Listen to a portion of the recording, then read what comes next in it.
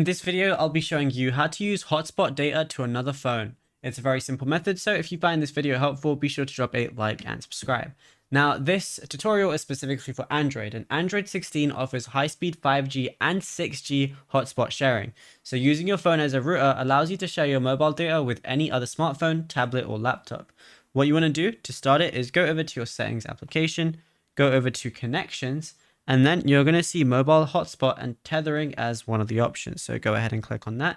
And you're going to see mobile hotspot. And all you want to do is firstly enable it. Then the text next to the toggle, you want to go ahead and click on that. Now, as you can see, mobile hotspot is now on. Now you can have your network name, your password, the gigahertz band, and everything like that. Choose exactly what you want. And if you want like the fastest, you can change anything like this. Of course, the password should be easier because then you can give it to someone for them to use. And if there's a one-time password, or if you want to use a QR code, you could also do that as well. And yeah, it's as simple as that. Now, if you found this video helpful, be sure to drop a like and subscribe.